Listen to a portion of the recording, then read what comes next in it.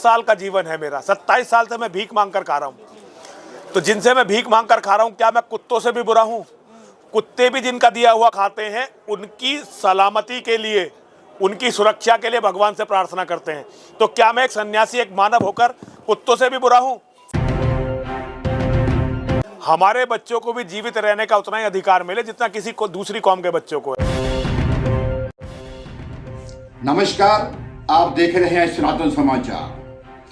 आज खबर एक जो सारी दुनिया में चल रही है, पूरी तरह वायरल है, यानी कि महाकुंभ अपने देश में लगने वाला। कुंभ सनातनियों का, हिंदू का एक ऐसा पवित्र पर्व है, एक ऐसा मेला है जिसमें देश विदेश से हजारों श्रद्धालु आया करते हैं। विशेषकर अभी जो प्रयाग में कुंभ चल रहा है, ये तो 144 साल बाद लगने वाला महाकुंभ है। कुंभ जैसा कि आप जानते हैं 6 साल बाद आता है अर्ध कुंभ, 12 साल बाद कुंभ, और फिर 144 साल बाद महाकुंभ आता है। तो अभी जो हम जीवित हिंदू हैं, यह हमारा सौभाग्य है कि हम इस महाकुंभ के दर्शन कर रहे हैं। हम इसमें लगभग हम सभी इसमें जाके अपनी श्रद्धा की डुबकी भी लगाएंगे त्रिवेणी संगम में। अब बात करता हूं मुख्य आज की चर्चा की, या कहो खबर की। सभी जानते हैं जो महाकुंभ का अथवा कुंभ का, जितने भी कुंभ होते हैं, अर्ध कुंभ हो चाहे, उनका मुख्य आकर्षण रहता है हमारे नागा साधु, हमारे अखाड़े। इसके साथ ही इसका एक आध्यात्मिक बड़ा महत्व है, धार्मिक महत्व है।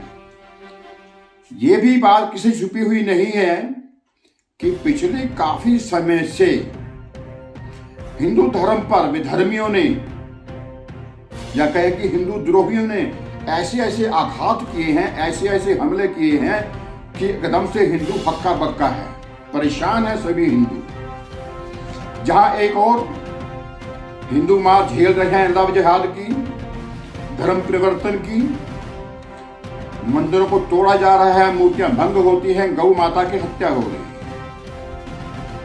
बात यहीं तक नहीं रुकी मित्रों। कुछ नेता ऐसे कहते हैं, नेता अपने आप को, कोई कहता है कि हिंदू हिंसक होते हैं, वो कभी कहता है कि मंदिर जाने वाले लड़की छेड़ते हैं, और कोई कहता है कि ये सनातन धर्म एक एड्स है, कोई बीमारी कहता है, और ना जाने क्या क्या कहते हैं। और पिछले दिनों तो एक महादुष्ट महापापी नेता, जिसे लोगों ने चुन के भेजा, उसने हमारी पवित्र धर्म ग्रंथ श्री रामचरितमानस को फाड़ा, उसमें आग लगा दी। और कोई कहता है कि 15 मिनट के लिए पुलिस हटा लो, फिर देखो हम क्या करते हैं हिंदुओं का। तो इन सारी बातों को मेरा करने का तात्पर्य यह है कि ये जो कुंभ हमारे लगते हैं, महाकुंभ लगते हैं, इनके पीछे अवधारणा क्या रही, अखाड़े जो हमारे बने, उन अखाड़ों का निर्माण कब कैसे किया गया। आदि गुरु शंकराचार्य जी, उन्होंने नागा साधुओं के अखाड़ों का प्रचलन किया, अस्तित्व में लाए। उनका उद्देश्य था कि नागा साधु एक हाथ में शस्त्र और एक हाथ में शास्त्र रखें, और उन्होंने ऐसा करवाया। नागा साधु, नागा नथिंग, कुछ नहीं, जिनके पास शरीर पर वस्त्र भी नहीं है, एकदम नग्न, अपना खुद का पिंड दान करके वो सन्यासी बनते हैं, नागा साधु बनते हैं। उनका कार्य होता है केवल धर्म की रक्षा करना, और ये प्रमाणिक है इतिहास में। हमारे महान नागा साधुओं ने कितने बलिदान दिए। उन्होंने कई बार जो मजहब के नाम पर आक्रमण करते थे हमारे ऊपर, उन्हें खदेड़ा। इसके साथ ही कुंभ में हमारे अनेक महामंडलेश्वर शंकराचार्य इत्यादि जो भी हैं अपने महान पुरुष, सभी उपस्थित भी होते हैं। इन सभी का वास्तव में आपको बता दूं, जुटने का एक मुख्य कारण ये भी था, कभी था क्षमा करें, कि 6 साल बाद इकट्ठे हुए, 12 साल इकट्ठे हुए और फिर 144 साल के बाद इकट्ठा हुए। सनातन धर्म के, हिंदुओं के सभी जो महापुरुष, आगेवान, महामंडलेश्वर इत्यादि, वो बैठ के सिर जोड़ के सोचते थे, आपस में चर्चा करते थे कि हिंदुओं के ऊपर अभी क्या आघात हो रहे हैं, क्या स्थितियां धर्म की, धर्म को कैसे बचाएं, कैसे फैलाएं। किंतु दुर्भाग्य से वो सारा कुछ लगभग खत्म हो चुका। अभी जो पिछले काफी समय से हो रहा है, जगह जगह पर कहीं भोजन में थूकते हैं कुछ लोग, कोई उसमें मूत्र करते हैं, कोई मल इत्यादि, जो भी कुछ है, कुकृत्य ऐसे किए जा रहे हैं, जिसके चलते इस बार आशा थी, बल्कि आशा है, जो महाकुंभ चल रहा है कि उसमें हमारे जो साधु सन्यासी, महामंडलेश्वर, जो भी हमारे धर्म गुरु हैं, वो मिल बैठकर सोचेंगे इस बारे में कि अब उस धर्म को कैसे बचाएं। जो सर तन से जुदा करने वाले बढ़ते जा रहे हैं, उनसे अपनों को कैसे बचाया जाए। इस सब के बीच एक ऐसा महामंडलेश्वर, आप देखते होंगे महामंडलेश्वर जितने भी दर्शन दे रहे हैं महाकुंभ में, उनकी सवारियां चल रही हैं, सिर के ऊपर छत्र है, दाएं बाएं उनके शिष्य खड़े हैं, अच्छी बात है, प्रणाम है, ऐसा ही होता है। किंतु एक महामंडलेश्वर ऐसा, अगर आपने देखा हो, उसकी भी सवारी निकली, उनकी सवारी निकली, उन्होंने अपने सिर पर छत्र नहीं लगाया, उनके जैसा भी अन्य सभी के साथ आम सबको देखते हैं, ऐसा नहीं था। वो महामंडलेश्वर जी एकदम शांत चित्त से हाथ जोड़े हुए सभी को ऐसे नमन करते हुए चल रहे थे रथ के ऊपर। जी हाँ, मैं बात कर रहा हूं महामंडलेश्वर यति नरसिंहानंद गिरी जी की। सनातन समाचार से बात करते हुए गिरी जी ने बताया, महामंडलेश्वर जी ने, कि विकट परिस्थितियां जो इस समय धर्म की चल रही हैं, एक ही लक्ष्य विधर्मियों का दिख रहा है कि कैसे भी करके हिंदुओं को सफाया किया जाए। उन्होंने एक चर्चा में, एक बयान में बड़ा आहत और मार्मिक शब्दों में उन्होंने कहा है कि इस महाकुंभ में बहुत सारे संत, महंत, धर्मज्ञ यहां पर हैं, किंतु कोई भी वर्तमान की परिस्थिति की बात नहीं कर रहा,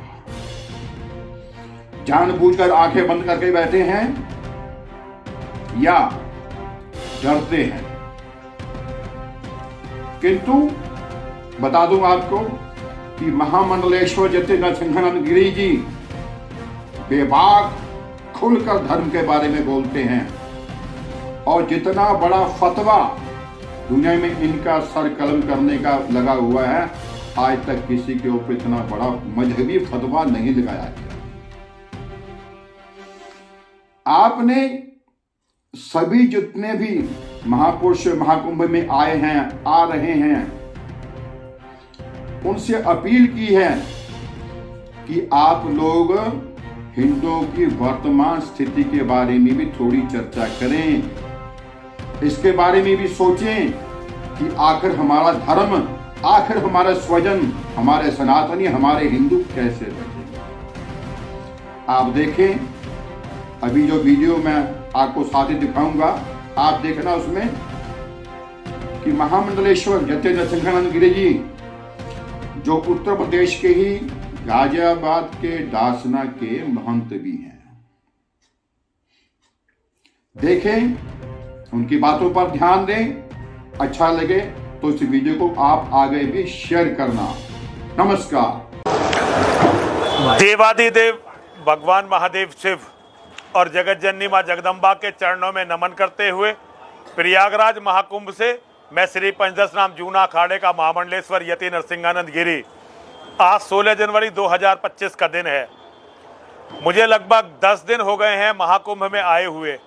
मैं रोज़ अपने बड़े बड़े आचार्यों के, जिसमें हमारे जगत गुरु, अलग अलग पंथों के, अलग अलग समुदायों के जगत गुरु और हमारे अलग अलग अखाड़ों के आचार्य महामंडलेश्वर और महामंडलेश्वर शामिल हैं, मैं अलग अलग मीडिया पर उनके अलग अलग भाषण सुन रहा हूं। बहुत सारी बातें वो लोग कर रहे हैं, लेकिन जो सबसे बड़ा मूल प्रश्न है आज हम हिंदुओं का करने का, उसकी चर्चा अभी तक मैंने महाकुंभ में बिल्कुल भी नहीं सुनी है। केवल रविंद्रपुरी जी महाराज, हरिगिरी जी महाराज और उनके कुछ साथी जो अखिल भारतीय अखाड़ा परिषद के अध्यक्ष हैं और महामंत्री हैं और अखाड़ा परिषद, उन लोगों ने भी एक अभियान शुरू किया था कि महाकुंभ को इस्लामिक जिहादियों से मुक्त किया जाए। और हमारे श्री महंत रविंद्रपुरी जी महाराज जो अखाड़ा परिषद के राष्ट्रीय अध्यक्ष हैं और निरंजनी अखाड़ा के अध्यक्ष हैं, वो लगातार इसके बारे में बड़ी अच्छी तरह दृढ़ता से बोल रहे हैं। आज सवाल ये नहीं है कि हमने क्या उन्नति कर ली और क्या उन्नति हम करने वाले हैं। सबसे बड़ा सवाल ये है कि जिस तरह भारत में इस्लामिक जिहादियों की, मुसलमानों की आबादी बढ़ रही है, अगले 10 वर्षों में जब भारत का प्रधानमंत्री मुसलमान होगा तो क्या सनातन धर्म जीवित रह पाएगा? ये आज मूल प्रश्न है, ये सबसे जरूरी प्रश्न है, लेकिन हमारा कोई भी धर्माचार्य इस पर चर्चा भी नहीं करना चाहता है। मेरी समझ में ये नहीं आ रहा है कि क्या हम इस मूल प्रश्न से बचकर सनातन धर्म को बचा पाएंगे। मैं अलग अलग मंचों से अपने धर्माचार्यों के द्वारा सुनता हूं कि बहुत जल्दी भारत जो है जगत गुरु होगा, लेकिन मैं उन्हें बताना चाहता हूं जो जगत गुरु भारत होगा वो सनातन जगत गुरु नहीं होगा, वो इस्लामिक जगत गुरु होगा। क्योंकि आज भी इस्लाम की सबसे बड़ी संस्थाएं, जिसमें सबसे बड़ी संस्था दारुल उलूम देवबंद है और दारुल उलूम देवबंद की 2 अन्य संस्थाएं तबलीगी जमात और जमीयत उलमाए हिंद, ये पूरी दुनिया के इस्लामिक जिहादियों की गुरु हैं। ये 3 संस्थाएं हैं जो पूरी दुनिया के इस्लामिक जिहादियों की गुरु हैं। मैं ये बताना चाहता हूं सारे हिंदुओं को, अगर हमने इस महत्वपूर्ण प्रश्न पर महाकुंभ में भी विचार नहीं किया तो आप बताइए कि धर्म के लिए महाकुंभ की उपयोगिता क्या रह जाएगी। मैं सारे अपने धर्माचार्यों से ये कहना चाहता हूं, अगर ये हमारा भारत समय समय पर खंडित होता रहा है और अब हमारे पास ये अंतिम टुकड़ा है, अगर हमारा ये अंतिम टुकड़ा भी हमसे छिन गया तो सनातन धर्म का बीज भी बचाया नहीं जा सकेगा और सनातन धर्म समूल विनष्ट हो जाएगा। मैं आप सभी से अनुरोध करना चाहता हूं, जरा गंभीरता से प्रयास करिए। अगर हम लोग सनातन धर्म की रक्षा के लिए कार्य नहीं करेंगे, सनातन धर्म की रक्षा के लिए संघर्ष नहीं करेंगे, तो विनाश के जिम्मेदार केवल हम अर्थात धर्मगुरु समाज होंगे और कुंभ से बड़ा अवसर इसके लिए कोई नहीं है।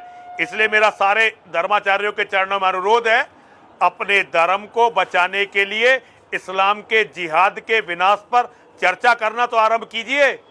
आगे की तो आगे देखेंगे। हर हर महादेव, हर हर महादेव, हर हर महादेव।